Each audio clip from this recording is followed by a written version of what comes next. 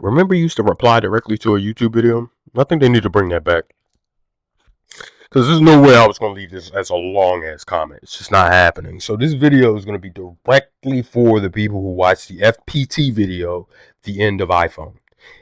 If you need the cliff notes, essentially you have this iPhone tech reviewer slash leaker who essentially said there's going to be an end to the iPhone because Apple has reached a peak on customer acquisition. So they're going to try to pull you in with services and have you paying a monthly subscription in perpetuity, Apple Music, news, and all that. The thing is, there's no official word on like what the big service is going to be with Apple beyond music, beyond all of that. I think there's going to be a huge push to get everybody on this new 6G network. And that 6G network is going to have access to the new super AI computer that they're building out right now. Right now, we're thinking like, oh, yeah, we're doing it for ChatGPT. There's absolutely no way. They are putting trillions of dollars into these data centers that can process data at immense speeds, and they're not going to try to sell it back to you. Like, think about it. Like, ChatGPT is charging you $20 a month, and they can't even sustain themselves.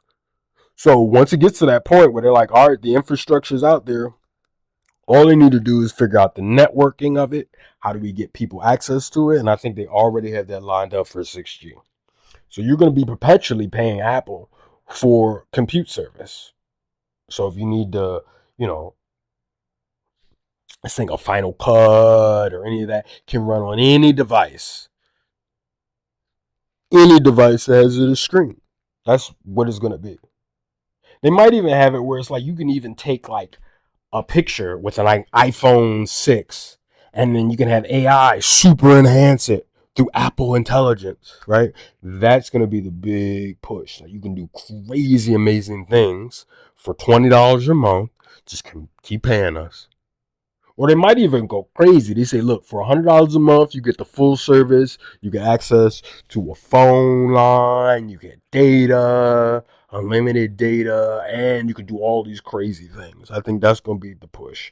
After all, they get everybody in on this new Apple Intelligence, this new Siri.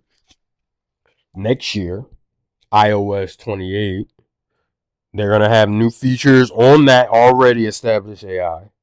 And then 2029, they're gonna have to make it even better in 2029. So by the time we get to 2030, I think the network is gonna be at that point where it's ready to launch, and Apple is gonna just push it to people. They say, look, you don't need to buy like the newest phone. You can. You want to buy like the iPhone Ultra, but no, you can get iPhone 6. We don't really care what device you get. I mean, I don't think they'll be that open, but they will make it so like yeah, it doesn't really matter. You can access stuff from like an Asus laptop. It's Apple's brand of intelligence.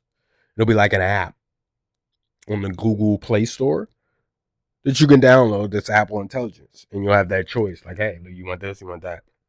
They're going to make it so charitable for everyone. Now, this is all speculation, but I think this is what FPT was trying to get at.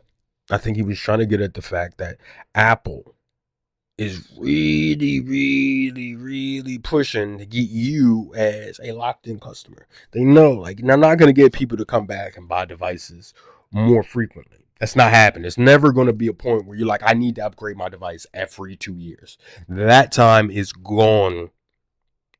So how do they keep acquiring customers? They realize like that market saturation of having teenagers eventually is going to desaturate. Not everybody's going to really need a new iPhone or even a iPhone. The only thing that's keeping people on iPhone is the application messages, and Apple knows that. That's the one thing that's kind of keeping teenagers locked in is the ecosystem. Like everything kind of works together. But as soon as like another company figures it out a little bit better, they'll start to leave. Like there's no real need for a teenager to be loyal. I know this for a while. All somebody needs to come in and be like, hey, let me pull that wool over your eyes. Well, let me pull this wool from over your eyes, I guess is the statement. Not to pull it down, but to pull it off. Aren't you being an apple sheep? Like, all they need is one cultural moment to like knock Apple, and they're done. They're done. Because all the people who loved Apple for Apple and made it big and those Steve Jobs fans, they've aged out. A lot of people who like iPhone don't even really know or care about Steve Jobs. They just know this is the place to be. So they know all they need is just one cultural moment, one faux pas of Apple, and people will start leaking out. And then they're never coming back. They can claw, and once they see you're pulling for them, they say, "Oh man, Apple's desperate." I remember when I was younger, Apple was not just desperate. Obviously, they're losing. I don't want to be with them. It's like that old adage of psychology. Like somebody's out here crying for help. People are literally gonna be like, are you a little bit crazy? Like if I'm on the street screaming for help, nobody's gonna come to me calm. They're gonna like. So if Apple looks like, oh my gosh, we're dying, we need you to buy. Ooh, it's fire sale. They're gonna be like, I'm good. And once you lost them people, you lost them. There's never gonna be another Steve Jobs is gonna say, hey y'all, come on back. Like Apple's cultural cachet is kind of just gonna fade out eventually, unless they figure out how to keep everybody tapped in by selling them a utility of compute. So I think I got as close to FBT. Someone pushing 7 minutes, but I think I wanted to reify that point. I wanted to add on to it, amend his point. I didn't want to refute it. A lot of people watched that video and was just like, this is a waste of time.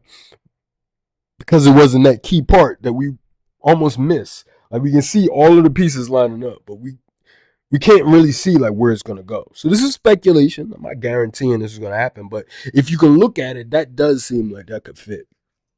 A new 6G. It's gonna bring cheaper prices. You don't have to go and buy like $1,000 phone. Like, why would you want to do that? Just pay us $50 a month. You got unlimited data. You can get on your apps. You can load whatever app you want. You can do all these cool things with it. Come on. And then once they got you on that, then they got you. Ah, you know what? I'll just download Apple Intelligence on the Google device. Or I'll download Apple. Like, that's going to be the thing. Like, the software of it is the clutch. Like, Apple did all this work to really make you feel like their hardware was nice and good. But, like, Johnny Ives out of there. So, it's nobody really designing it on that level. Steve Jobs is not really there to sell you on the dream. So, all of that's hollow now. But there's still millions and billions of people who use Apple devices. So they're like, how do we convert them into like something worthwhile? And I think the new Apple Intelligence is going to be it. Mark my words.